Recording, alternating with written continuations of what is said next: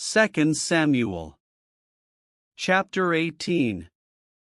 And David numbered the people that were with him, and set captains of thousands and captains of hundreds over them.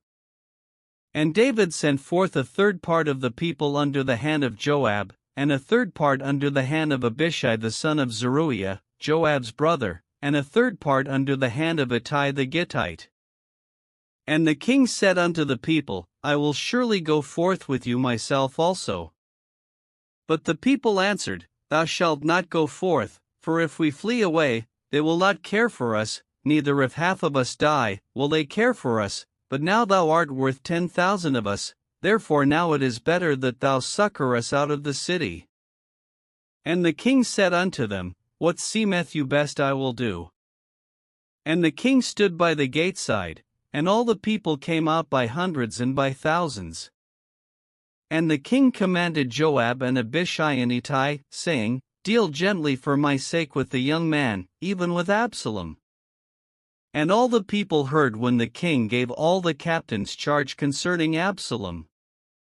So the people went out into the field against Israel, and the battle was in the wood of Ephraim, where the people of Israel were slain before the servants of David, and there was there a great slaughter that day of 20,000 men. For the battle was there scattered over the face of all the country, and the wood devoured more people that day than the sword devoured. And Absalom met the servants of David. And Absalom rode upon a mule, and the mule went under the thick boughs of a great oak, and his head caught hold of the oak, and he was taken up between the heaven and the earth, and the mule that was under him went away.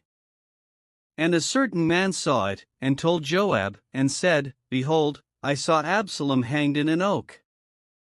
And Joab said unto the man that told him, And, behold, thou sawest him, and why didst thou not smite him there to the ground? And I would have given thee 10 shekels of silver, and a girdle.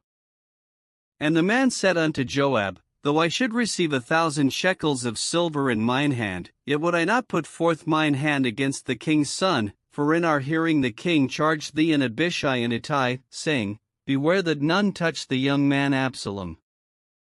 Otherwise I should have wrought falsehood against mine own life, for there is no matter hid from the king, and thou thyself wouldest have set thyself against me. Then said Joab, I may not tarry thus with thee. And he took 3 darts in his hand, and thrust them through the heart of Absalom, while he was yet alive in the midst of the oak. And 10 young men that bare Joab's armor compassed about and smote Absalom, and slew him. And Joab blew the trumpet, and the people returned from pursuing after Israel, for Joab held back the people. And they took Absalom, and cast him into a great pit in the wood, and laid a very great heap of stones upon him, and all Israel fled every one to his tent. Now Absalom in his lifetime had taken and reared up for himself a pillar, which is in the king's dale, for he said, I have no son to keep my name in remembrance, and he called the pillar after his own name, and it is called unto this day, Absalom's place. Then said Ahimaaz the son of Zadok, Let me now run, and bear the king tidings, how that the Lord hath avenged him of his enemies. And Joab said unto him, Thou shalt not bear tidings this day, but thou shalt bear tidings another day, but this day thou shalt bear no tidings, because the king's son is dead.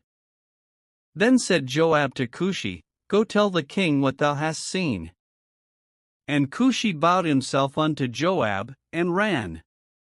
Then said Ahimaaz the son of Zadok yet again to Joab, But howsoever, let me, I pray thee, also run after Cushi. And Joab said, Wherefore wilt thou run, my son, seeing that thou hast no tidings ready? But howsoever, said he, Let me run. And he said unto him, Run. Then Ahimaaz ran by the way of the plain, and overran Cushi. And David sat between the 2 gates, and the watchman went up to the roof over the gate unto the wall, and lifted up his eyes, and looked, and behold a man running alone. And the watchman cried, and told the king. And the king said, If he be alone, there is tidings in his mouth. And he came apace, and drew near. And the watchman saw another man running, and the watchman called unto the porter, and said, Behold another man running alone. And the king said, He also bringeth tidings. And the watchman said, Methink the running of the foremost is like the running of Ahimaaz the son of Zadok. And the king said, He is a good man, and cometh with good tidings. And Ahimaaz called, and said unto the king, All is well. And he fell down to the earth upon his face before the king, and said, Blessed be the Lord thy God, which hath delivered up the men that lifted up their hand against my lord the king. And the king said, Is the young man Absalom safe? And Ahimaaz answered, When Joab sent the king's servant, and me thy servant, I saw a great tumult, but I knew not what it was. And the king said unto him, Turn aside, and stand here. And he turned aside, and stood still. And, behold, Cushi came, and Cushi said, Tidings, my lord the king, for the Lord hath avenged thee this day of all them that rose up against thee. And the king said unto Cushi, Is the young man Absalom safe? And Cushi answered, The enemies of my lord the king, and all that rise against thee to do thee hurt, be as that young man is. And the king was much moved, and went up to the chamber over the gate, and wept, and as he went, thus he said, O my son Absalom, my son Absalom. Would God I had died for thee, O Absalom, my son, my son.